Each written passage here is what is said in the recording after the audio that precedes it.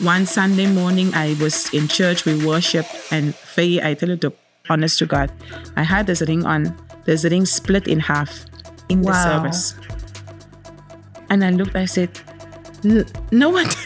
I'm like, hey, demons follow you to church. Hey, this is real. Oh my God. They are in my presence, you know. And I said, Lord, whoever came to touch my union will die in my presence. I don't joke like that. Go to the washroom. I got up and I said to Steve, I feel like something is here.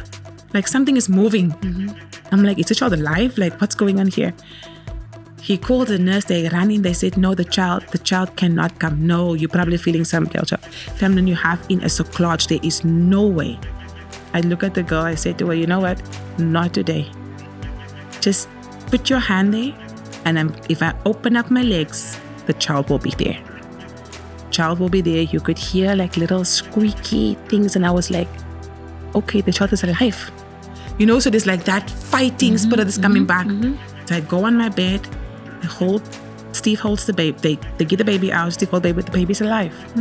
She's alive. So, and then I'm thinking, I'm like, oh, but they're not taking the baby. So I'm like, can you take the child so the child can get oxygen and things like that? And then the nurse looked at me. She's like, you know those words that they want to say to you?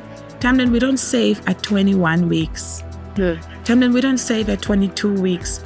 Oh, it's like there's this like voice that pulls you back to your brain and say, oh, they don't save at 20 weeks.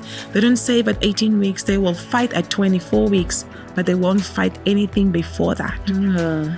And it's like my world crumbled because I'm going through it again. This one was my biggest crushing. And then I went and I said to the doctor, okay, just close my tubes. Just close whatever you have to close. I'm so done. And she did what she had to do and she stopped during the procedure. Said, Tamlyn, I don't believe that you don't want children. If you didn't want children, then you wouldn't have, tried a second time. And so much pain.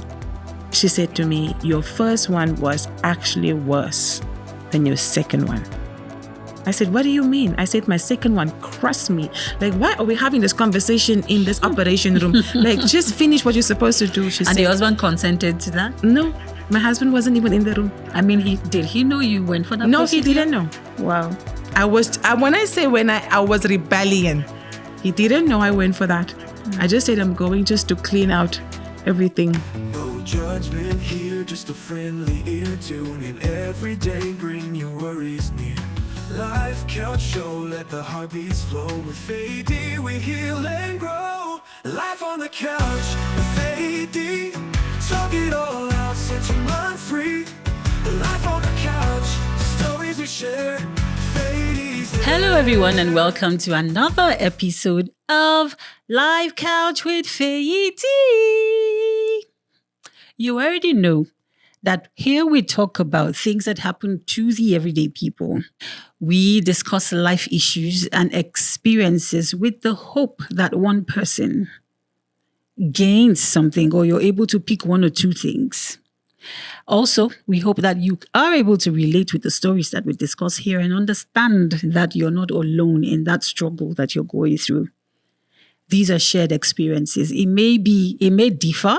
We may have various kinds of struggles, but we all struggle. And we want you to understand that there's hope and you are able to win. On this episode, you'll be listening to my guest who has been in the waiting room for a while. And then sometimes, when God answers you and then it comes with more challenges, how do you stay resilient? How do you keep hope alive? I hope you're able to pick one or two things today. With me on set is the beautiful, eloquent, I admire this lady, her courage and everything. It's one that commands respect. Join me to welcome Pastor Tamlyn. Hey. So happy to be here. If you notice, we're tweening outfits. Woo! You are so beautiful. Thank you. Well, I was supposed to dress fancy, and This is so tried. fancy. This is so fancy. Everything looking, and I love it. you. I love fashion too, by the way. I don't know if you noticed, but I love everything, to the shoes, Oh, everything. thank My you. goodness, so Thank beautiful. you. And you look so good. And thank Thank you you. so much. We don't take your time for granted. We appreciate you taking time out. I know you're a busy woman. I'll give you the floor. Right. Allow you to introduce yourself Absolutely. so that we can meet you. Thank you so much for having me on this beautiful program. Thank I am you. so honored to be here. Wow. I don't take your time lightly. I don't take this time that we get to share to the world what God is doing and what He's Yep. doing in our lives. And Yep. so I am Tamlyn. I'm Pastor Tamlyn. I am a mom. I am a wife. I am an empowerment coach. And so I just love to share what God has done. Nice. Thank you and so much. I'm privileged to be here today. I don't want to keep everybody waiting, but there's more to what's about to come. Wow. Okay. Can you share your journey to pregnancy? What's the background into marriage? How long did you wait? And what were the challenges that you faced? One of the things that I am thankful for is that we know that God has allowed us as women to be able to produce life, right? And bring life forth. Yep. And so sometimes we don't understand how that journey would be. We don't understand why sometimes the waiting period would be. But when you bring it into that area of saying, okay, God, we're stepping into that moment in time. And so myself and my husband have been married for 13 years. And at the time, just before we got married, for those that genuinely know me, I'm someone that is very to the book.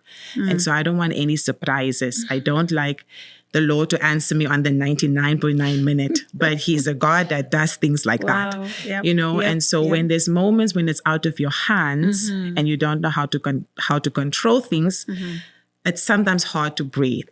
So when I'm saying that is that before I got married, myself and my husband tested ourselves. Wow. Because I was not going to go into a marriage and then I realized, we have some issues here and then we're going to split. I wasn't part of that journey. But I wanted to make sure that when I step in, I'm marrying you for you, whether we have kids or whether we can't have kids, right? And so we went to a test. To our surprise, I have had periods that comes for a year, stays away, comes for 6 months, comes regular, and then it changes. And so it's heavy bleeding, all of those things. And so it's been inconsistent all my childhood life. And so at the time of when you're not pursuing anybody, not in a relationship, you don't see that these things are adding or would be a contribution to a struggle, hopefully in the future. Because all you think about is that you are getting your monthly cycles every single month, right? And so we walked into the doctor's office. I'll never forget this doctor's face. And he said, he tested us out, everything. And he said, all I can say for sure, Tamlyn, is that I've known you for a while because I've gone to the, before. He says, you have faith. But at this place where you are right now, for you guys to conceive, it's either impossible or it would be really hard. Wow. And that's before marriage. That's before marriage. He says you have this thing called PCOS, and I think a lot of people know that term. He says your periods are irregular, and so he says there's so many factors to it. You have low blood pressure, it's iron is low, all these things. And I was I walked out very discouraged. Wow. Very, very discouraged out of that hospital. And was he there? He was there. Pastor Steve was there. Okay. We walked out, we went home and we prayed. And we said, we're still getting married. Okay. My question was, do you want to continue to get married? Because I'm not going to waste my time. I know what the results is, but I also know what God's final say is. This is just the human side, right? And so to go forward a year later, we got married. We weren't on any any medication, nothing like that. Because in the back of your mind, you still hear this. The enemy has a way of reminding you of what you've heard, right? Yep. And if you're not in alignment, you sometimes catch yourself believing the word of the enemy. And so in my mind, I'm like, we don't have to go on anything, we're okay. And so we've been in South Africa for about almost like 5 years in our marriage, and nothing has happened, right? And so the common question that we all face when you get married is like, a year later, when is the baby's coming? When is this coming? And me, I don't joke around with those kind of questions. I don't ask those kind of questions to anybody.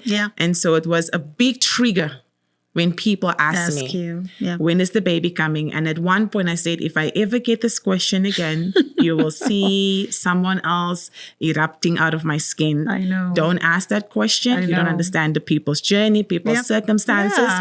I wasn't envious of anybody that have like children in my circle.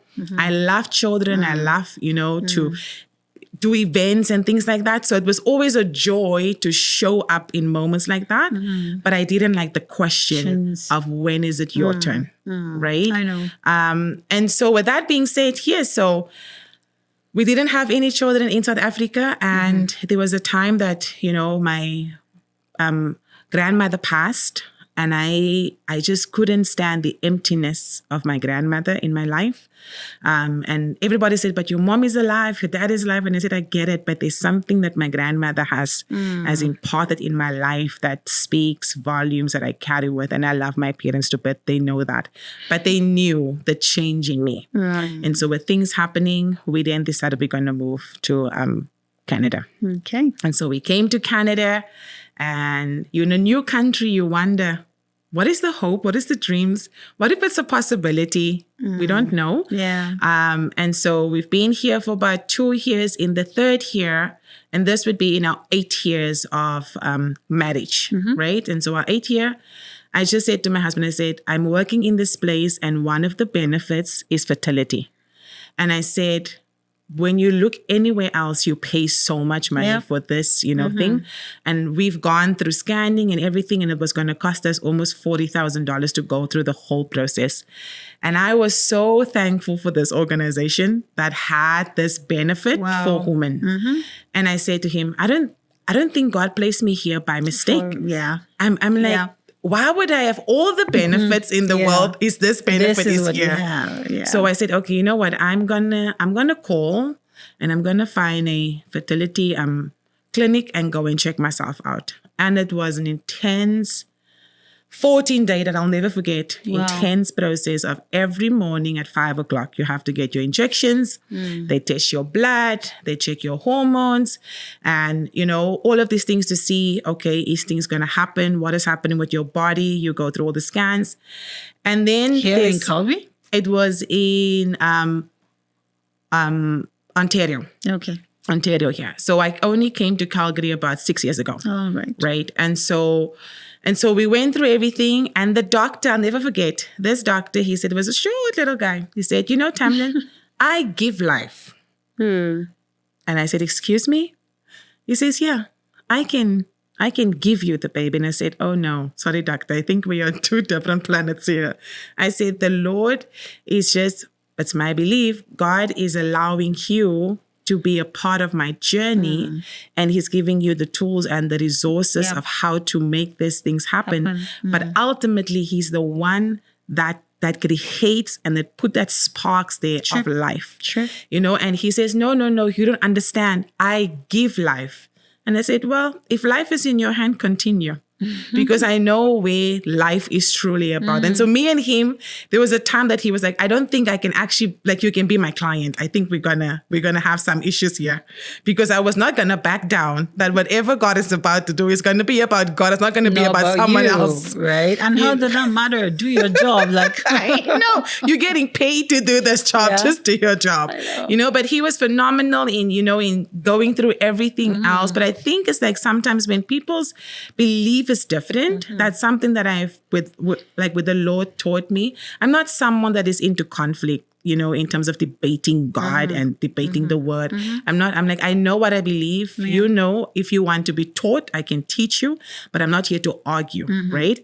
And so with that being said, we went through the whole process. And so there's an app that you use now to monitor all your hormones and things like that. Okay. And then there's a time frame of when you have to have intercourse. And so the first one of what they're basically trying is to see, can you get pregnant with any, form of like heavy, like fertility, right? And so the first one would be like, they give you this medication, which you take for like 7 days, and it activates, that time frame of like ovulation. Okay. And because my ovulation was not as consistent as someone that would know, okay, on day 35 for sure you're ovulating, this activates it. And so you take this medication for like 7 days, and then after 7 days, it tells you on the app, when you should have intercourse. And it was a very funny journey at that point in time, because your phone would go off when you're in a meeting, and I'll be like, no, I can't do this right now. I'm at work. Like, what is going on here? And so you go through that journey. And so that was a whole month of like just going through that intensive process of understanding. One of the things that was really encouraging and sometimes like not encouraging is walking in a room and you see people pregnant, but you also understand they probably go through the same journey as what I'm going through. Sure. And so there was a little bit of motivation when you see women in the same room, you see people in the same room, you see all of us are sitting here with, some things going through our hands, and some of us are crying. Some of us are like, it's early in the morning. Why do we have to go through this? But then when you look at other women sitting on the opposite side, you think to yourself, well, that could be me if I just go through this journey. Yeah. And it takes time being in the waiting room, right? Because you wait, and the time feels like, God, the time is running out. And so one day I was laying on the bed. It was Easter weekend. I'll never forget Easter weekend of 2018. And I don't take any pregnancy test, nothing like that. They will tell me when I'm pregnant. Who tells you? The doctor. So they do every single day, still like blood work, right? So you go in, and so I've gone in for blood work, everything. And there was this lady, whenever she talks on the phone, she would have this soft whisper voice. But this morning, when I laid on my bed and called, all the family back home, and it is Easter weekend, Easter Sunday, I'm laying on my bed, and she calls and she said, Tamlyn, congratulations. And I was like, excuse me, good morning. Like, I'm just like, what? Your voice is always so soft. Why are you talking so loud this morning? But she had this excitement in her voice. And I said to her, you said what? She said, you're pregnant. And I said, okay. Okay, bye. Have a good day. You had to I was process so it. confused. I was just like, no, it can't be. No, it can't be, And so my husband wasn't home. So I'm like, I called him. I said, when you come home, please buy the most expensive pregnancy test, because I want to make sure that this digital stuff, like that thing would tell you immediately, right? And so he came home. He's like, did they call you? I said, yeah, they called me. They said I'm pregnant, but I don't feel anything. I feel they're normal. You feel normal. So we did the test, and then we confirmed. Wow. And I said, wow. It was not hitting yet. It was just like, oh, yeah, it's happening. No, I'm not so sure. And then the enemy plays back. It's like, well, Remember they said a few years ago, you would not. How did this happen? Like, And so I became really quiet. I became, like, in a sense of like, I became intimate in terms of prayer. Because I said to God, I sense something else in my journey that I don't understand, but I'm not yet clear in terms of what this would look like. And so the more that I was talking to God, and this was in April, I just got a permanent job, and I was like, okay, my goodness, it's finally coming together. I'm like, okay, God, you're making things work. Okay. And then Pastor Steve come and say, the Lord lays on my heart, we should go to Calgary. And I'm just like, oh my God. Pastor Steve, we just found out we are pregnant here. I just got an amazing job. Like, I feel like we just, like the Lord said. And so, when you're obedient, I'm just like, I'm not gonna be standing in the way of what God is doing. But I need God to really, settle my heart and be like, okay, it's at peace. We are going. And so in May, we are going to May, like the following month. We are on our way to Calgary. We and came to Calgary. Like 6 this years was ago? in this was 2018. Okay. Yeah. And so we came to Calgary, and what we expected was totally the opposite. Different. Right? And so what was on the table was completely was not what was actually said. And so I think that level of stress, the uncertainty of like, you've left everything that you've Over ever there. done. You could have been in a better position. Wow. But the fact that we both knew that the Lord called us was different, right? And so we stepped in here, he had a job, but it wasn't paying him, or like sustaining what was actually supposed to be there. And so coming with nothing, just your savings and just managing through things, was really, really tough. And on July 5th, I remember that night coming home and, as normal, my pregnancy was really, the morning sickness intensified in that month of June. Okay. And so anything I eat would come out. Wow. Even if I drank water would come out. And I would be like, I would crave Nando's. For those that knows Nando's, I would love Nando's. I would crave Nando's, and I would be like, I'm so going to waste this money because I'm going to eat it and it's going to be in 2 seconds. And I remember I said, Pastor Steve, please, I just need Nando's in my life. That's all I need. Went to Nando's, got Nando's, and I came out, and I tell you the truth, it was like everything is coming out from whatever I just ate. Wow. And I said to him, this is very odd. Why is it that nothing stays inside? I can't stay, like nothing can stay inside. I don't have a thing where I don't like something. I like everything, but it doesn't stay inside. And so, we continue, and I went for an ultrasound scan. I said, I just wanted to check out and see if everything is okay. And then the doctor, the person that did the test, she's like, I'm just going to call the doctor. And I'm like, okay, interesting. She calls the doctor comes in, and she's like, yeah, that's too soon. And then she looked at me, she's like, how do you feel? I said, I feel okay. She's like, well, children don't poop that early. Like, so I don't know, this looks like poop in the womb. Oh, okay. So I'm just like, okay, so are you going to do anything? She's like, no, come back next week. Okay. Let's just see next week, because it just doesn't, it's just weird. This doesn't look right. Okay. And I went home and I said to Pastor Steve, that thing bothers me. Like, why would you not have gone and, look for more? Like, if you've not seen something like this before, why you send someone home, it's my first or stuff like that. Yeah. And it wasn't a week. I was at home, and I said to my mother-in-law, I said, I feel something weird, but I don't want to look. And she's like, no, please just look. So she's a nurse. So I would call her if I feel cramps or something like that, right? And in the middle of the night, I was up, and I said, it was the 5th of July, and I was up, and I'm like, I'm praying, I'm walking, but I'm having this cramps. It's cramps. At that time, I didn't know I was in labor. Wow. But I was just like, how many months was that? This was at 18 weeks. Oh, okay. 18 weeks. And so I'm walking back and 5. forth. And I'm just like in the morning hours, I'm like, okay, I can't anymore. Like, I think I've had enough now. And so I said, Lord, if you can just give me 1 hour to rest, then I can get back to myself again. And I lay down, and the moment I got up, I felt this gush coming through me. And I was like, no, it's not happening. I said, the blood of Jesus. The blood of Jesus. And so when I looked on my blanket, I'm like, well, I can't see blood. So what is it? And I'm like, oh, my water broke. And so I'm calling a friend, and I'm saying, I said, my water broke. Like, this is too early. Just like, Tamlyn, it's going to be okay. Kids survive this age. And all I'm thinking is like, okay, so we're going to be in the hospital for a while. And so I went to my doctor's office, and he said to me, emergency, please, emergency. And we got to the emergency, and they, when someone says something to you and you don't, it's like you went for a moment like deaf in your ears. It's like, this word does not resonate with me. And the doctor said, I'm so sorry, but we're heading for a miscarriage. I tell you the truth, Faye, it's like miscarriage meant nothing to me.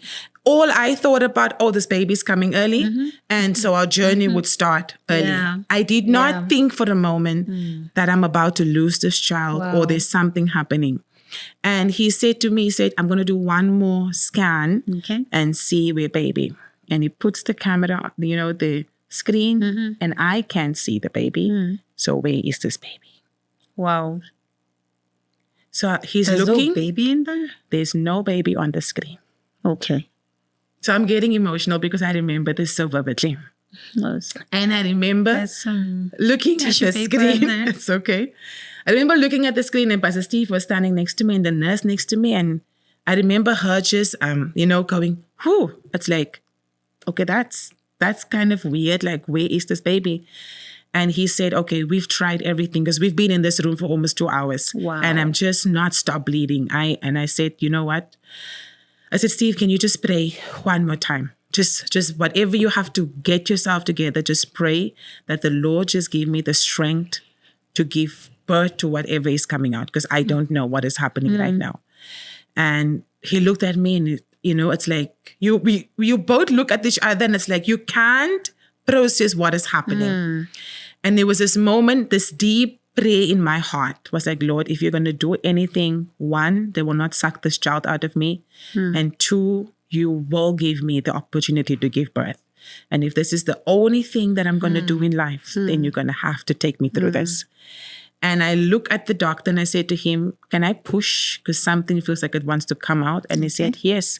And he turned his face and it was like everything came out. Wow. And when I didn't hear the sound, now you know the journey is over. Yeah. I say, if you've ever cried before, I don't know who has been in a moment of tears. I wept. Wept. And I said, I would like to see the baby because the baby was fully formed. Yep. So I hold the baby and I couldn't believe my eyes. So the cord was actually around the baby's neck. Wow. So it looked like he choked on that. and then died, right? And so what actually happened from all the tests is like he actually drowned in everything that was happening. Wow. So the experience of seeing it was interesting because his head was so blood red that I was like, why does it look like he was choked? And so when they pulled the umbilical cord over there, like he actually choked. Tamlyn. Oh, that's so sad. And I'm sorry you had to go through that. Thank you. It is a journey that I can say stretched me, crushed me, prepared me for what God had to do with me. I was someone that was like, I don't believe in the no. It's like, yes, if you call me, yes. Then I will go and pray and then I will figure out what the Lord is saying. And I'm like, okay, I did say yes, but the Lord is saying no, And so that moment was a crushing moment.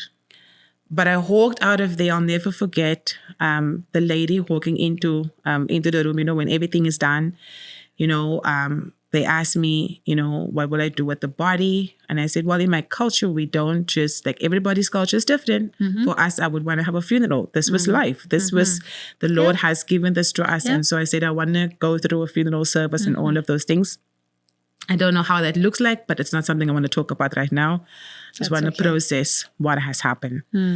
And I hold the baby, held him for a while and I named him because there was this longing of like this child was here. And so we named him Elijah Joel, and I asked Pastor Steve, do you want to hold him? And he's like, I just can't.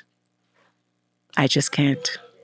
And it was interesting because I was like, I almost felt like that was did I fail you? That moment of like, you can't even keep your child. But then understanding that the grief was different for him because to him it was that I was hopeless. I can't help you with anything. Yeah. Here I am as a man. I'm supposed to be able to protect you, but I can't, And so that was another different struggle. Yep. Yeah. Yep. And so with that being said, I went home, washed, we prayed, we cried, we thanked God for what was happening. And all I remember was that it could have been both of us. It was that close. And I went home and I said, we're just going to give God honor and God thanks. And we got home about 4:00. We slept, lay down, washed everything, maybe just like an hour and a half. And at 6:00, we were back because we were new here. So it was Friday night prayer meeting. And so we're going right back to prayer meeting. Wow. And so we're How did texting you the do leaders. You see, there's something when you're in the crushing. There's something when you've waited for something and you realize that it wasn't about you. And I'm not here to show people, oh, I am strong and you're not. No, trust me, my journey is so different. But I tell you that when I asked the Lord for strength, when there was that intimacy of like, God, you're going to take me through it. I don't know what the answers is going to be, but I'm never going to back down when it doesn't go my way. I'm still going to worship you in the pain. There was the one verse that kept playing in my mind continuously, was that though he slay me, yet will I trust him. And so when I went through that process of laying on that bed, that's all I could think about. Though he slay me, Wow. yet will I trust him. And so if everything else falls apart, I still ought to give him praise. Everybody else's journey is different, again, but there's something that God had done for me that looked impossible for years. And so when we came home, like I said, we washed, we went back to church. People, leaders that got the message that this has happened was all at our house while we are in the service. Oh my God. And then the rest of the people, we were worshiping, doing what we have to do, prayed, didn't know anything until Pastor Steve shared after the service. So today this happened and everybody ran to us and were like, why are you here? Do you know why I ask you how you did it? Because I lost my baby at 32 weeks. We already bought everything, named him, did everything, but I couldn't do anything. Yeah. If somebody had told me to go to church, I'll tear their face apart. I'm getting emotional as well. And it's still very painful. Yeah. Especially because I had also waited for 5 years until it happened. So it was, and I'm like, God, why did you put me through this? Yeah. Why didn't the pregnancy end a month afterwards? Right. Why did it have to be 32 weeks? Right. I'm already hopeful. I already picture my, and all that. So that's why I'm like, how did you go to church to pray? Yeah. I couldn't even pray when I went back to church. And when there was praise worship, I would sit down and I'd be like, oh, you're praising God because you haven't gone through what I'm going through. I had to go through all that. And it was so painful for me. That's why I'm like, how did you do that? I don't know. I can't think of things I feel like we're strong on different levels. I honestly think so. I think people's strength is so differently. I remember leaders were at our house while we were at the church and they were just like, this girl is not normal. Like she's not okay, And I remember someone saying, Tamlyn, it's okay to grieve. And I said, you have no idea that I'm grieving. But I also know where my hope is from. And so there's going to be moments that I'm going to be strong when you want me to be strong. There's going to be moments when I'm not going to be strong in the most things that you would think, oh, she would be strong in this. And I said there would be, things that I just won't be able to understand. But there's something about the two things that kept me going was the word of God.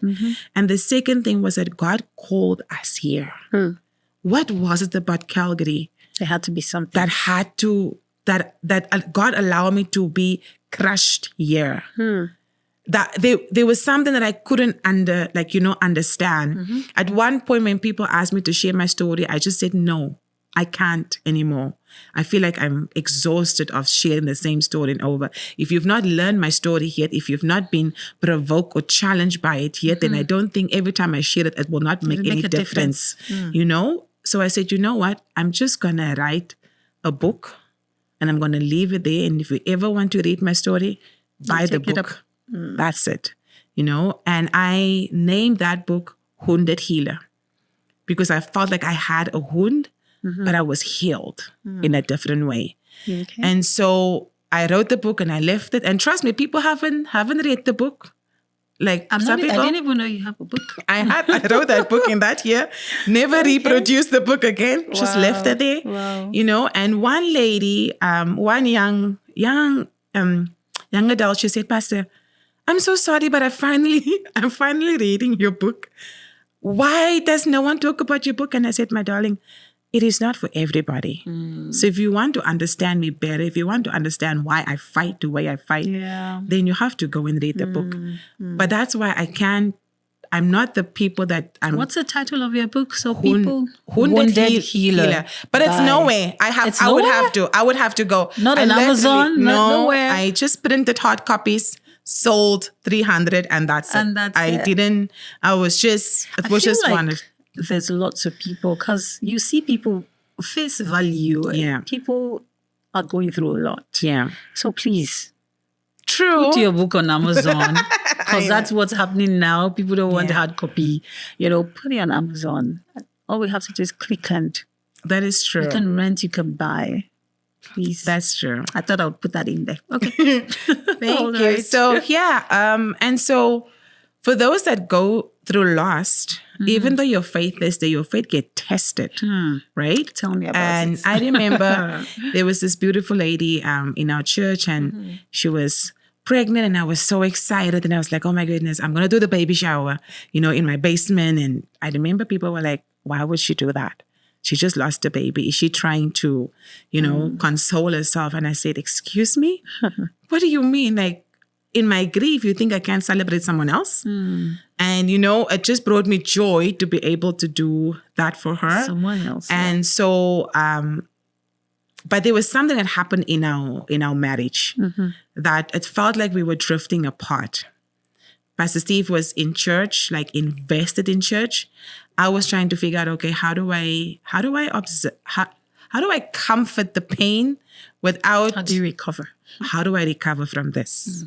And the recovery has not been easy, right? It's one, you came here, you're not in the same position of where you're supposed to be. 2, now you've lost. 3, now you can feel, okay, something is happening in my marriage here, but I can't put my finger on it.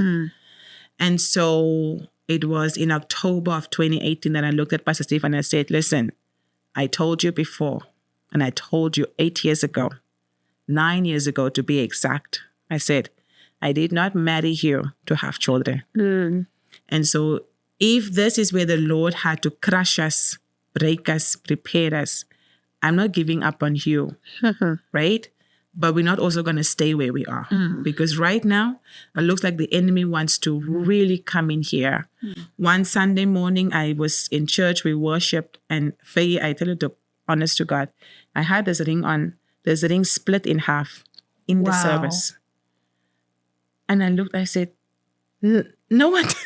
I'm like, hey, demons follow you to church. Hey, this is real. Oh my God. They are in my presence, And I said, Lord, whoever came to touch my union will die in my presence. I don't joke like that.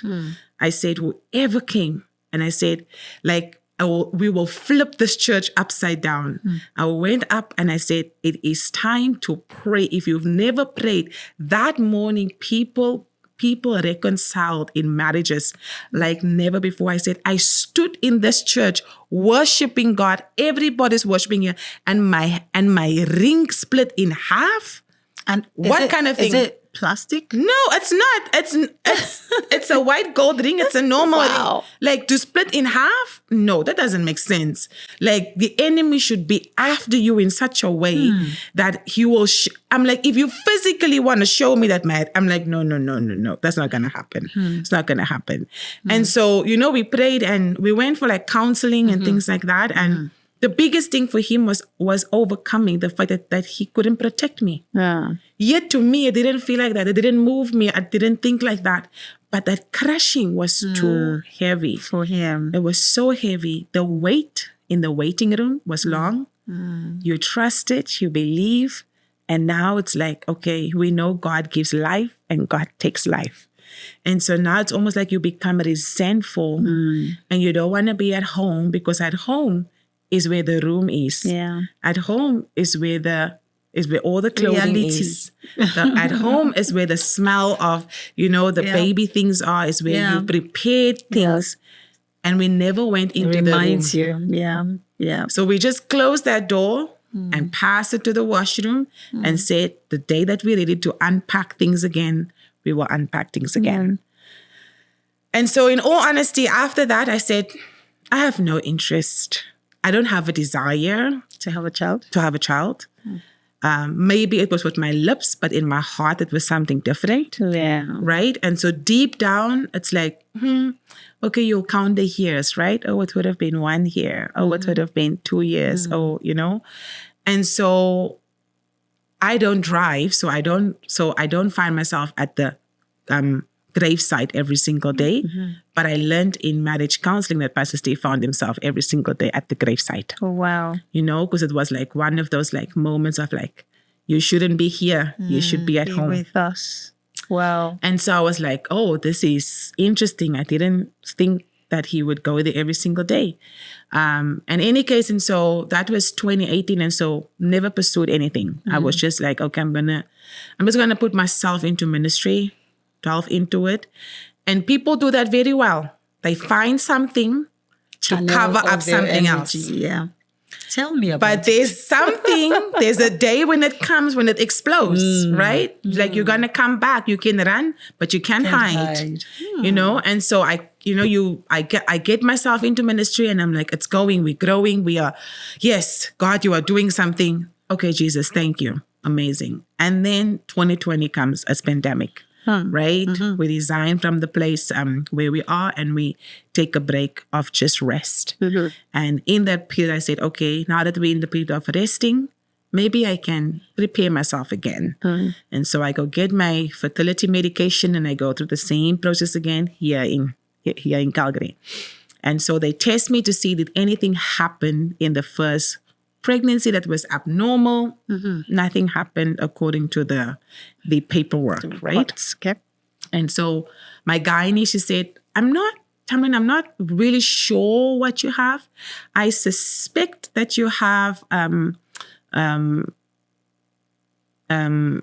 incompetent cervix. Okay. So you can only carry to like a certain, time frame. But that can happen at any point in time. So she said, when you get to 12 weeks, if your cervix don't show any form of like, coming like shorter, then we will not do anything. But if it shows any form of like shortening, then we're going to put this like cerclage in it to like tighten and close the home.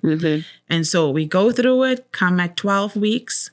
And she said, no, your cervix looks great. Like, and now I'm even more confused.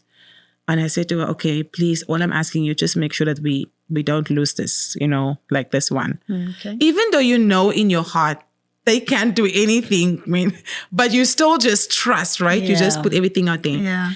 And so it was at 20. So we passed 18 weeks and I'm like, oh, thank you, Jesus. The first one was like 18 weeks. Okay.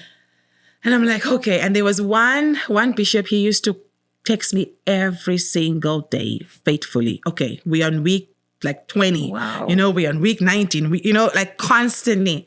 And so it comes to week 19 and I'm like, okay, exciting. Okay.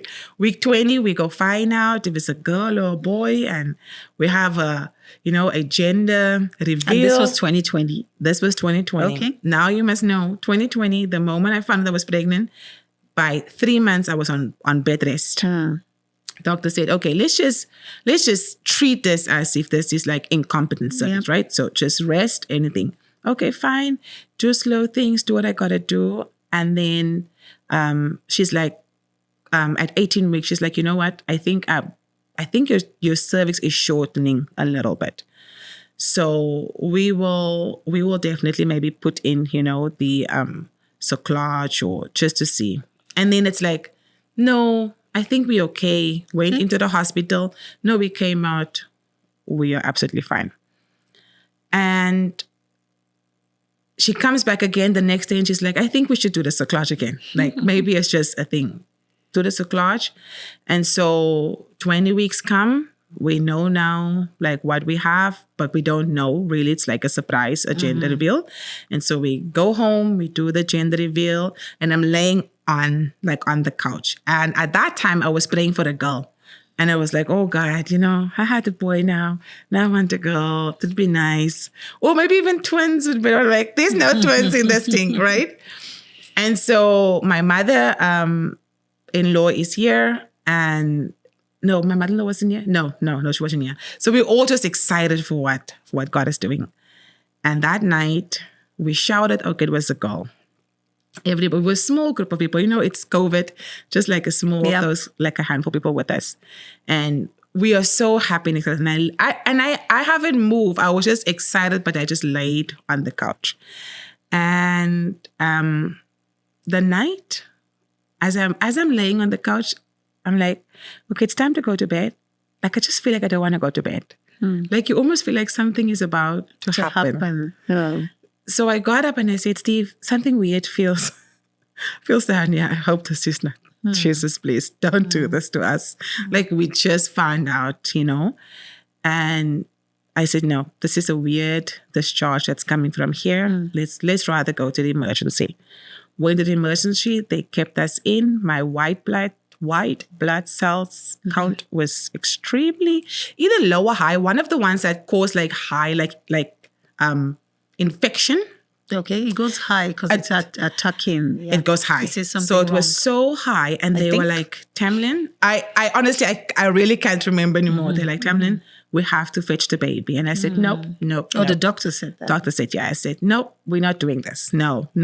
This one, we're not fetching. No, we're not fetching. I said, no, we're not. The Lord did not bring me thus far. And I said, I will not go through another one. No, I will not. So I laid in the hospital day after day. We go through the same thing. This is September of 2020. Wow. And I remember my dear friend, my prophetess, Georgiana, she came that night. She said, Tamlyn, do you have pain? I said, no, I have no pain. Trust me, my pain is on 20. I'm just laying there and I'm telling myself, they will not take this child. If it's God's will, I'm so done to the point you can just take me to. I have nothing left here. I am so done. Like, this is the time when I can say I can relate to you when I felt like, don't ask me to pray. Don't ask me to sing worship songs. Don't come and say the Lord is good. I know that He is good. Right now, He's not doing what He's supposed to be doing. What is going on here? I know. And so I laid there and I remember the nurse came. It's a beautiful, like, senior lady. She said, Tamlyn, it's okay when it's out of your hands. And tears rolled. And she said, you can fake. I am getting emotional. She said, you can fake your pain, but we can see it on the machines. Oh, wow. She's like, you are not doing well. And I said to her, okay, I'm just waiting for my husband to come. Okay, when my husband comes, then I will let you know if my pain changed. And my friend she went home, and then Pastor Steve came the night. And at 4 o'clock, I'll never forget, I looked at the clock and it was 12, and it was 1, then it was 2. And by 4:20, I said to him, I can't anymore. I need to get up. Wow. But by that time, I had no idea I was bleeding like that. It's like, subconsciously when your pain is so much, you can't even now function. For me to not know that I'm actually bleeding and I'm just sitting here with pain. And I got up and I went to the washroom and I said, just call the nurse.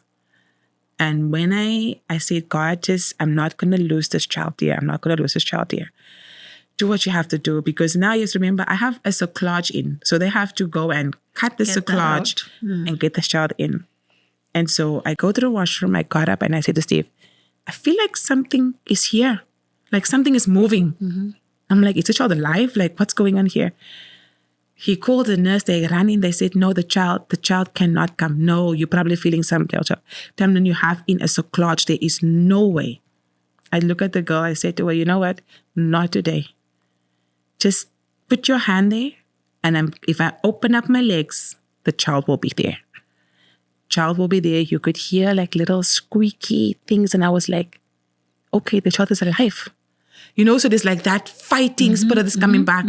So I go on my bed. Steve holds the baby. They get the baby out. Steve holds the baby. The baby's alive. She's alive. So, and then I'm thinking, I'm like, oh, but they're not taking the baby. So I'm like, can you take the child so the child can get oxygen and things like that? And then the nurse looked at me. She's like, those words that they want to say to you, Tamlyn, we don't save at 21 weeks. Tamlyn, we don't save at 22 weeks. Oh, it's like there's this like voice that pulls you back to your brain and say, oh, they don't save at 20 weeks. They don't save at 18 weeks. They will fight at 24 weeks, but they won't fight anything before that. And it's like my world crumbled because here I'm going through it again. This one was my biggest crushing. This one, that the child was alive. This one was crushing that I don't know how many of you are feeling this, but sometimes when you're in your crushing season and you don't know, you can see this was the hand of the Lord, and then you see God. I don't know how you're going to do this, but I'm going to get through it. It is painful. And I remember them saying to me, Tamlyn, before we take you into the emergency, we just want you to hold the baby because you're losing so much blood. We have to operate. And I'm already feeling like I'm fading. I feel like whatever they're saying sounds like it's 10 people saying it at the same time. And so they're like, before you go, please, like, just keep the baby. And I'm like, no. And Steve sang, to God be the glory. And I just said, you do not sing, to God be the glory. Because there's no glory. Like this is, as he handed the child to me, I looked at her and she gave this smile and I'm like, is that her last breath? So she literally passed in my hands. Wow. And I lost it. The next time I remember, I was in the hospital bed, like recovering. So I guess I was Passed out. And they took me in, did my surgery, came out, and then that's now where I get to see her eventually again. But that one was crushing. That one crushed me. That one crushed me to the point where it was, I couldn't pray. I couldn't thank God. I couldn't worship. Tell me because about that worship, that pain, I almost feel like if the child was dead, and then I keep thinking, but I got to see a smile, right? But I'm like, I feel like this smile is going to traumatize me. Because every time when I close my eyes, I see the smile. That's what I see. Every time I think about this child, I think how Pastor Steve smiled. And then I started to compare and say, but you didn't love the first child like this, like the second child. And he's like, but then there was a heartbeat here. You could feel the heartbeat. You could feel everything. She was fully formed. And I'm like, he was fully formed too. So now I started to become really angry. Why did you love this one more and that one less? But that was not the scenario. It was just the way that everything had happened. It was so different. And I tell you the truth, I was genuinely done. We had a funeral. We had a big funeral. I think you posted that on Facebook. We had a funeral, and it was, we had a coffin, everything there. And so a lot of my friends are Cameroonian, Nigerian, just people, they were just so mad at me. They were like, you are bringing more things into your life. We don't believe in these things. But my customary is not like that. We celebrate life, especially if the child has been alive, and they're like, but you've done it the first time around, and why again? And, I remember a friend of mine that lost, she was Nigerian too, and just like, I just gave the babies and said, no, I can't. No, I can't. I carry this life. I have to be able to depart well and do my closure well, because I know that this thing is going to catch up with me later. So let me close this chapter right. I think people, because I asked, I was like, let me see her baby. And the nurse was like, no, the doctor said, let her see her baby.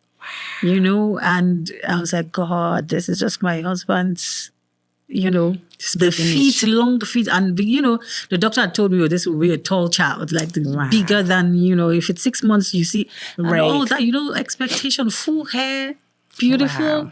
And I'm glad I took. I feel bad that I didn't take a picture, but at that time that was not what right. It was. I feel you. Wow, trust me, I feel you. And there's something like people tend to think like if you have a smooth pregnancy, you're strong, right? It has nothing to do with it. Not naturally, I'm a strong person. Right. But when I was pregnant, I felt it. Like it was as if I had typhoid fever every day. When you say my first 4 months and nothing would stay. after a while. So I remember I was talking to my brother one day, and all of a sudden, pure on his face, Wow. out of nowhere. So if you're pregnant, just thank God, and you have it smooth. I know, that's so true. It's not about strength. It has nothing to do with you or That's anything. true. It's just, and I know how you feel. Like I felt like I couldn't just carry a child. Yeah. You know, it seems like that's just, Right. when some people do it, some people who are even younger than you, Right. do it and they complete it. There's this thing, it's just, you just feel like you're not good enough, or there's something you Right. can't do. I had to fight myself through Right. some of these things with God, I guess, because at some time, I didn't even want to hear God. Like, Right. God who, Anyways, Yeah. so I feel you. Wow. And anyway, I'm glad the story has changed. That's just, I know. I am so happy for you. It's been a journey. It's been a journey. And I remember, after the funeral, I took some time, because with my first pregnancy, I was here, so I wasn't working, right? And so it was like I had the time on my hands to do like what I had to do. But with the second pregnancy, it was during COVID. So I was working, things has changed in my work. You're working from home, things like that. And so after the funeral, after the baby, so September, October, November. So I took 15 weeks and I said, I'm just going to take this time and truly just take the time to heal. And, so I was like, okay, I'm going to try and see if my mother-in-law can come and, we can at least try to have a family member here. But by the time that she came, we were like already saying, okay, let's just do the funerals. It's not going to be in time.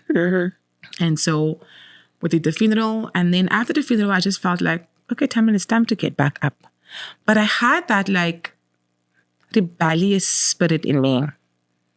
It's like, let me test what the Lord can do. Things I would never believe in doing, I was doing.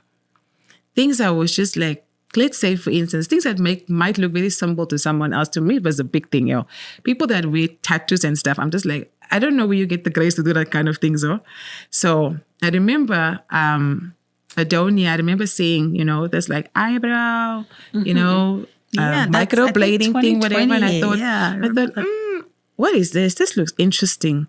So I say it to one of our leaders in the church, and this person almost lost their brain. They said, you, pastor of all people. I said, I have not seen anything, man. Let me come and do this. Those things to me were like rebellion signs. I was like, I'm doing something here that I would never do. Even when she was doing it, she was like, oh, you should come back in 3 months. I'm like, God forbid I come back in 3 months. After the pain I'm going through here, no, I will not come back and do 3 months. Because if the way that I'm here, I'm just looking for something that no one will be able to fill this void, right? And so I did that one on my face. And then I went and I said to the doctor, okay, just close my tubes. Just close whatever you have to close. I'm so done. And she, she did what she had to do and she stopped during the procedure. Said, Tamlyn, I don't believe that you don't want children. If you didn't want children, then you wouldn't have, tried a second time. And so much pain. She said to me, your first one was actually worse than your second one. I said, what do you mean? I said, my second one crushed me. Like, why are we having this conversation in this operation room? Like, just finish what you're supposed to do. She said. And the husband consented to that? No, my husband wasn't even in the room. I mean, did he know you went for that No, procedure? he didn't know. Wow. I was rebellion. He didn't know I went for that. I just said, I'm going just to clean out everything. So I went, she said, Tamlyn, there's just something. And I'm sorry, she said, you can sue me. You can do what you have to do. But I just sense, and I hope that I'm not one day wrong. She said, I don't think that you want to do this. So I'm going to send you home. She said, normally people, after this procedure, when you clean out everything, she said 99.9% people get pregnant. Right? And I'm just like, whatever. I can't. It's like the devil is packing on this girl's head. My worship is different. My praise is different. Nothing. And I remember I make a big thing about like Christmas Day. And I remember saying, okay, now it's time for like Christmas gifts. This is 2020. And people say, what do you want for Christmas? I said, just buy me baby clothes and just buy me boy baby clothes. everybody's laughing. They said, this one is a joke. She's trying to act up. Not knowing at all. The only person that bought me like really baby clothes was my husband. Wow. He said, you asked for baby clothes. I don't know what is the meaning of this. Like, we're just gonna, okay, are we gonna try again? I said, no, we're not trying anything. I'm just wanting you to buy the baby clothes. One prophetess called me. She said to me, I know you're going through this journey, but do me one thing. Take something out of the closet that you have for the child and anoint that thing and carry that thing with you. She said, I know you don't believe in that, Tamlyn, but carry it with you and you prophesy that you will hold your children. And I took out everything and I put the gold things away and I said, I don't want a girl. I want a boy. And whenever the Lord does this, then I'm like, wait, why am I changing my language? Why am I saying I want, So went through things, everything. New Year's Eve, I'll never forget, of 2020, stepping into 2021. On that night, it was the night when it's like, everybody was looking for church and we were over capacity in COVID. But not Wasn't to the point that the where night I sang at your church? I don't know, to be honest with you, but it was crazy night that we had to put people in the rooms and be like, you have to watch from here because there's no more seats available here. Okay. And so that night I said, raise your hands to the front and raise it to me. So you're not raising it to, I don't care who's wanting a child here. Raise your hands to me. And I said, I'm making this declaration tonight. Whoever believes with me that the Lord will fulfill my home, then the Lord must do it in the year of 2021. And I remember walking off the stage thinking, like, Lord Jesus, seriously, why would you go and let me do that in front of all these people? What is going on here? And so I walked off, but I felt this like sharp pain. And I was like, oh, okay. In any case, you just go about your business. You just laugh and you continue. My mother-in-law was here and I'm so happy to see her, things like that. And we have 21 days of fasting in January of 2021. And the last week of our fasting, we normally do Holy Communion, unleavened bread. And trust me, I like food, everything. But the moment my mother-in-law makes this unleavened bread, and it feels like something is triggering. And I remember on the 27th of January, a pastor, I was busy having a call. And she stopped the call and she said, Pastor Tamlyn, I just want to tell you that you are pregnant. I said, Pastor, let me not be rude on this call, please. Like, my journey has not been easy, so please let me not. And then another pastor said to me, but do you remember what you said on New Year's Eve? I said, what did I say on New Year's Eve? He said, didn't you prophesy to yourself? And then you have all this congregation supporting you and pray. So what if the Lord is answering you? Why are you withholding this right now? And then my husband come and say, oh, do you remember for Christmas you wanted baby clothes? I said, my goodness, like 3 people are going to come and just, And so I said to her, I wasn't feeling well this week. I don't know, something is up. I haven't gotten my, menstrual cycle since December and January, but this is a normal thing. And so she said, do me a favor, can you please go and see your gynae tomorrow? I said, sure, I'll go and see my gynae tomorrow. Go and see my gynae. My gynae calls me back. I went and see. They do the blood work. I said, can you just test and see? Because I don't know. Because I did a normal test. There was no evidence of that. Wow. And then she did a test and she called me back within an hour and said, congratulations. Wow.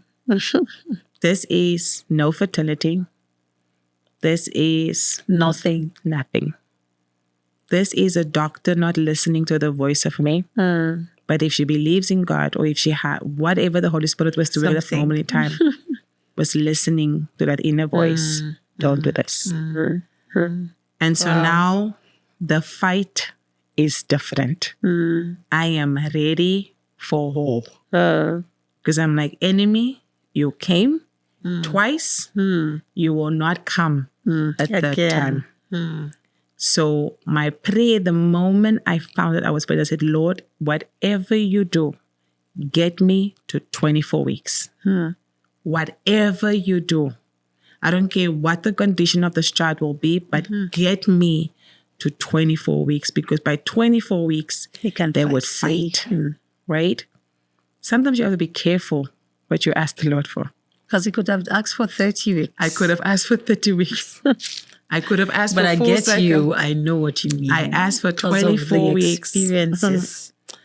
And so I get to 3 months, 12 weeks. They put in the cerclage again. They put in a double cerclage this time. At this time, I'm on bed rest. I can't work. I can't do anything.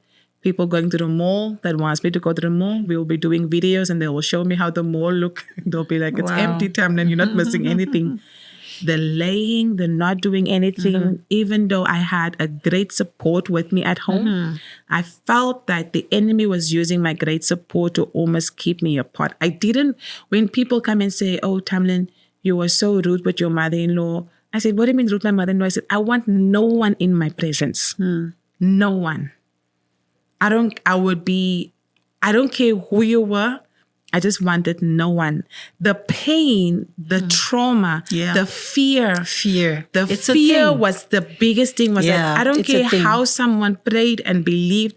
There was something that, I was like, every single moment you feel something, you're like, oh, you go to the washroom, you are too scared. You shower, Tell me about it. I'm like, how can I live like this? How can this pregnancy every day be real? And I'm just like, God, this is not true. The medications I have to take every time I get an infection. I'm like, every week I have an infection. God, no. So don't tell me I can't be rude, people, please. Like, my emotions were on another level.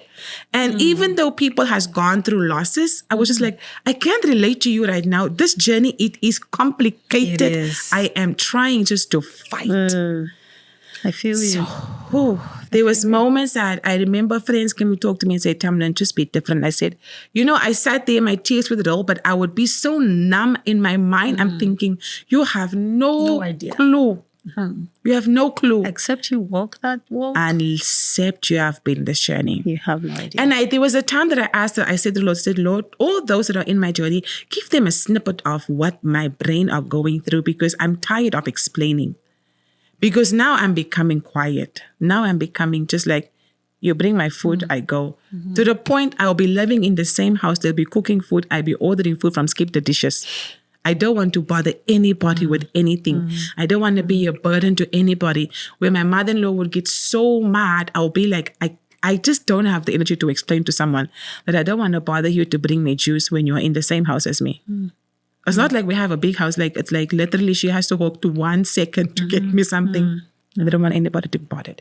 There was something in me is that I don't want to move. If I move, I feel something. If I don't want to, I don't want to lay this side. If I lay this side. I understand you, trust me, because I had the second pregnancy. After the first, it can be traumatic. So it is very traumatic. traumatized. So fast forward to when you had the child. Yep. 24 weeks. So at exactly of the hour, 24 weeks. Wow. Wow.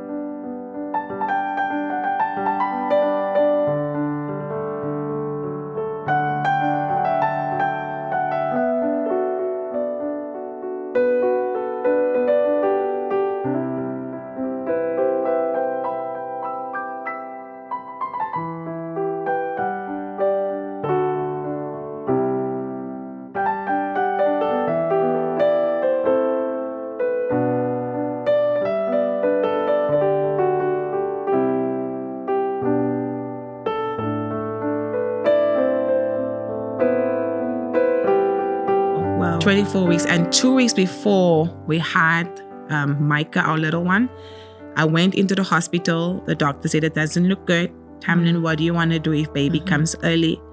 Do you want to, resuscitate him? Do you want him to just go peacefully? And I said to the doctor, I said, God forbid. I said, whatever you have to do, you will fight. If you've never fought for a child, this is your time to fight. He said, we go through this all the time. Parents say all the things. I said, no, I'm not your regular parent. I'm telling you, you have to fight. And so at 24 weeks, went into emergency C-section, and we had little one. And so it's been a journey in the ICU. So how did that go? Just To be honest with you, summary like, of that I've gone to ICUs where there's adults, right? But I've never been in an ICU where there's for children. baby. Never. So it was very overwhelming the first time. I didn't get to see Micah probably till like 2 weeks in the ICU. Because when Micah was born, I contracted an infection. And they didn't know what it was. They had like, I think it was like 10, 12 doctors around me. I shivered the whole night. Wow. I vomit. Everything was going crazy. And so I was isolated for 6 weeks. So I was in the hospital, Okay. but I could see my child via a video. Okay. Pastor Steve would be the one like visiting. And then if he's visiting me, he can visit Micah. So it would be like rather visit Micah so that there's, there's a parent. And so at the point of when they've put in all the things that they had to put in to kind of secure that I'm not like contaminating anything or, like transferring anything, Micah had the same infection. So we both had this big line in that we had to go through. It was horrible, but it was all worth the process if you think about it. And so it was probably only in the first few weeks, like Micah was there, but it's like he was so tiny, such a small little body. For 24 weeker, he was smaller than my 21 weeker. Wow. He was really, really tiny, you know?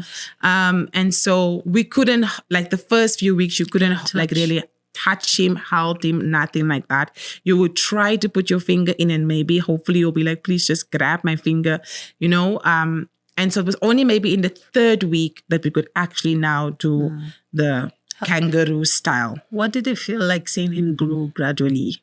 Seeing him grow was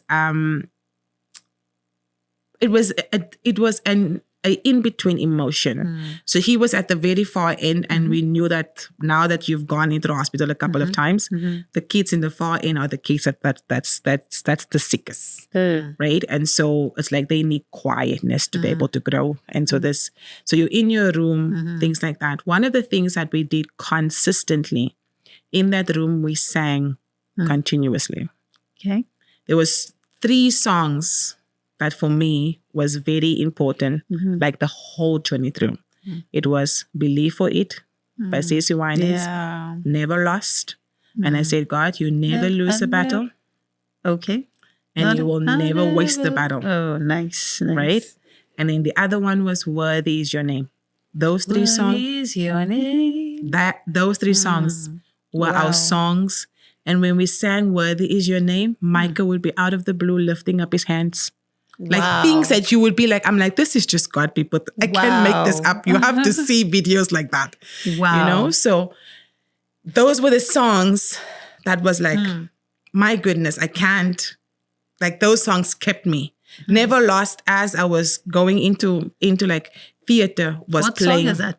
Never Lost by Stacey Winans. Oh, okay. I'm not trying. You never lost the battle.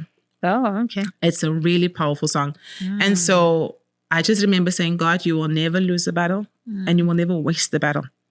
So whatever you're going to do in this season, let it not be wasted. So it wasn't an easy journey in the ICU because you have so many doctors, you have so many people, that's advocating with you, for you.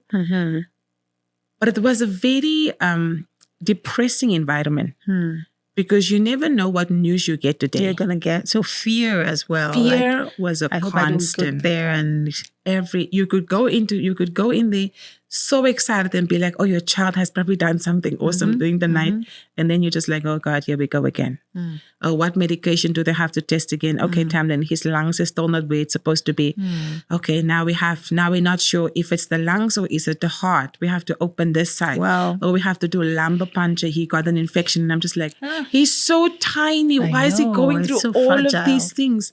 Then you sit in the waiting room when you hear someone else. Then you get parents that walk in and they don't say anything and all you see is tears. And I'm just like, this one can't even express what she's just crying. Just tears. Yeah, I'm like, okay, God, I don't even know what to say. That's it. Some people never see that side of life. No. And sometimes it's important to go through these things. Like, for example, when you talk about the things you've been through, I can relate. Right. A person who hasn't been through this won't relate.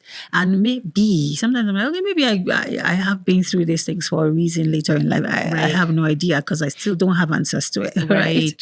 But it's interesting that I feel like it's a blessing that you're able to experience that and get out of it. How old is Micah now? Micah turned just 3 this year. Yay! And I saw him the other day. I saw he was just going everywhere. You're trying to get him out. He is my miracle child. Oh my God. It's such a blessing. Kids are a blessing. And it's so beautiful sometimes when you're able to tell that story, the loss, and then the victory at the end of the day. And I'm so happy for you. Thank you. I remember earlier on in my journey, not that just like you, not that I'm not happy for you, but it just reminds me of, my own, what I desire and what I want. But I had to, it takes a lot of working on yourself. Yeah. I got to the stage where I'm like, okay, whether it happens or it doesn't happen, and things like that. So if you don't get to that place where you get peace with where you are at sometimes, it will be a lot of struggle. Yeah. So I understand you and thank you so much. It's been such a beautiful, beautiful conversation. And I hope you have been able to learn something. It doesn't matter how, like this situation is a bad one. Like, you know what I mean? And God made a way, and you can see she is a pastor and she got to a point where she gave up. Yeah. So I just mean anybody can have that feeling. Anybody can have that desire to give up. But please hold on to hope.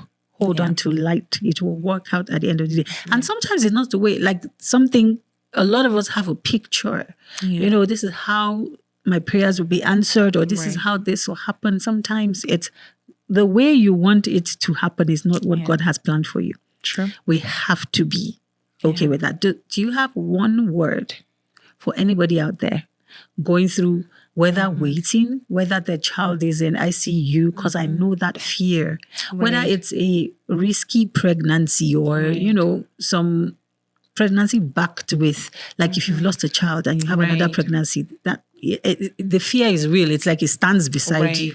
So what word do you have for somebody out there who is in a difficult position? Whether it's any of these stages, it doesn't matter, or anything else. It doesn't have to be pregnancy. Right. One word for them. I think the one word for me that comes through is belief.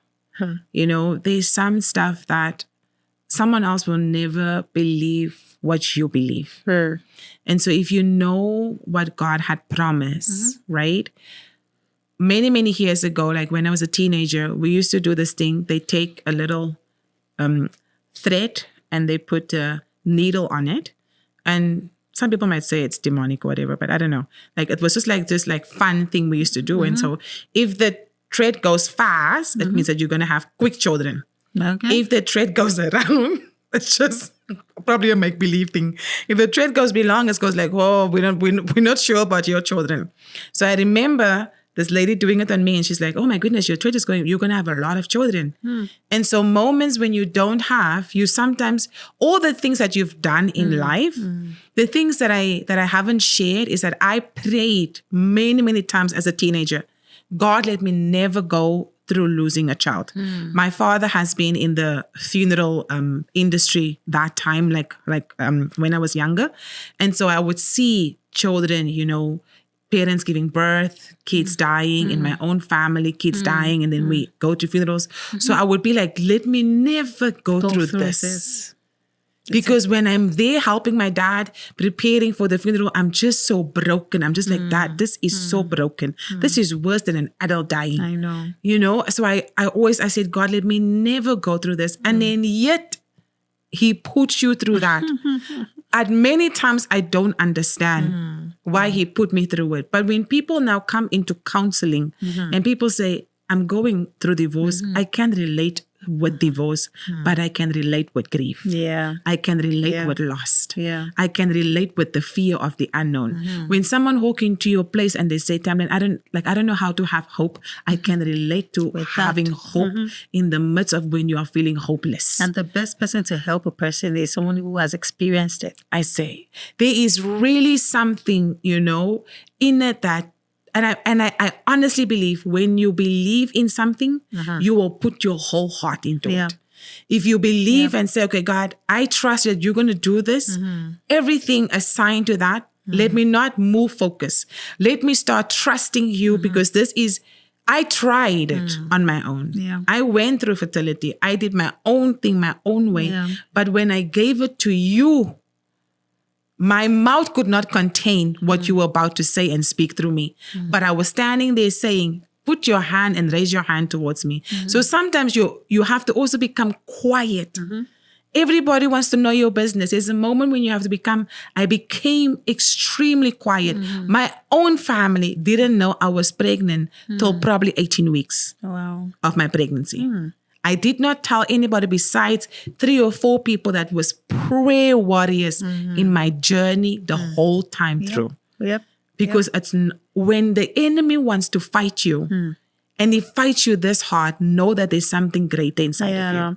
Yeah. And there's something that I said, God, whatever you are doing, I will not be barren. So if you're closing my womb for a season, be thou it may be, but open it in the season of when I'm ready to receive. Yeah. So that I don't bleed and then lead at the same time and then causing chaos, right? Because if I'm bleeding and you bleeding and we are in a place of where there's whales, we are attracting all those things to us. So for me, it was important the Lord healed me of my first loss, of my second loss, that I understand the process of it, even if I don't understand what was the purpose of it. But I understood that there's something still in it, and I might get the revelation 20 years later, or I might never get the revelation, but I understand that the process was meant. So when I look at Micah now, I look at, why is my faith ever being, if I ever have a moment of doubt, I look at Micah's life. If I ever want to question and say, can God do it? I look at Micah's life. This child should be in a place of where there should be medical conditions at this age. I thank God. I thank God. I thank God. Because whenever I see someone just serving God, by the way, I'm just like, I can't even do that kind of thing. I know what the Lord has done for us. Wow. So keep hope alive, keep trusting God, and believe. If he's done it before, he could do it again. I have a few questions for you before you leave. Just some fun questions. What's the weirdest food you've ever tried? The weirdest food I've ever tried. Okay. I don't say jollof rice. No, I was just watching a video of jollof rice of someone saying, eat jollof rice in Ghana. It was so funny. The weirdest food I've ever tasted was eating rabbit. Wow. How did that taste? Where I come from, we actually eat rabbit. Really? Yep. My goodness. We eat rabbit. Any case, I was working for this organization in Ontario, and it was about, sustainability and the environment and all of these things. And for some reason, I was like, okay, they had food and people ate all the chicken and stuff. No, sorry, there was no chicken, it was rabbit. And I was like, how are we eating rabbit? I can't understand. Why are we eating rabbit? I think my mindset was heavy because I had animals as rabbits. Like pets. Like as pets. So I was like, I had a pet. Like now it feels like so weird to eat. I feel like I'm going to eat my pet, right? So I couldn't stand that. But did you taste it? I did taste it. And in my mind, I couldn't. All I thought was, I'm seeing this rabbit. Wow. What's a talent or hobby you have that would surprise people? That will surprise people.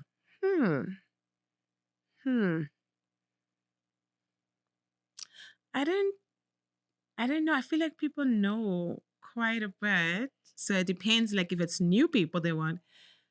Yeah, I don't know if there's something out there that people don't know about me.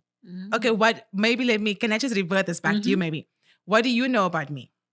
Like, what do you know? Like I know what you kind of- sing, but that's that's not even a talent. That's just like, I'm just trying you before the sing Lord. well. That's a talent. Oh, I'm just, Not everyone I'm sings just well. trying. Not everyone sings on You've key. heard me say to people, please don't make this your ministry. Yeah, I heard. I heard that on last time I was at your place. I was just holding myself not to laugh because I was like, "Oh my god!"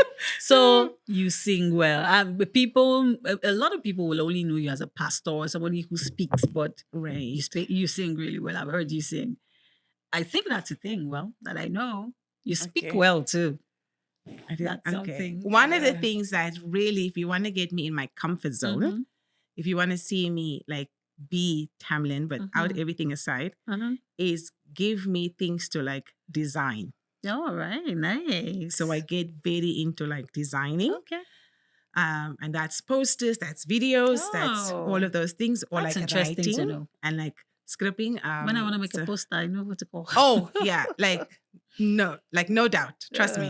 Like those are things that kind of tickle my fancy. That would say like get me really excited. Okay. What's the funniest thing that has happened to you recently?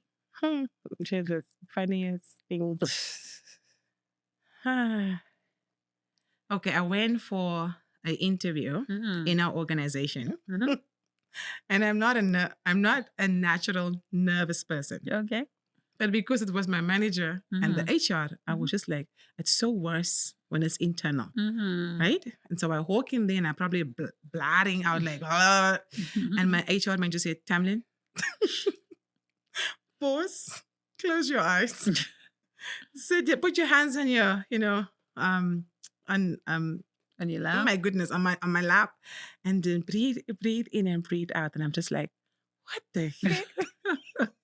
You felt embarrassed. I felt so embarrassed. Oh, wow. But she was Wow. like, you are not like this. What is going on? I said, Yeah. it's always worse when it's like, I know I can interview, like answer your questions, but for some reason, I'm just so Yeah, nervous. it So that happens. was just recently. It And I was like, happens. God, please never take me through this again. So thank you so much. It's been such an insightful conversation. you. And I am so glad that you said yes, because I feel like a lot of people are going through this one way or the other. It may not be Right. exactly what you went through, but there are people out there who will learn and understand that there's hope and continue to believe. Right. We don't take your time for granted. No. We appreciate you. Thank you so you. much. And thank you Thank to you. everyone who stuck with us until the end. We appreciate you. And until another episode of Life Couch with Feidi, make sure you like, subscribe, share, add a comment. We want to hear from you. Bye. Bye.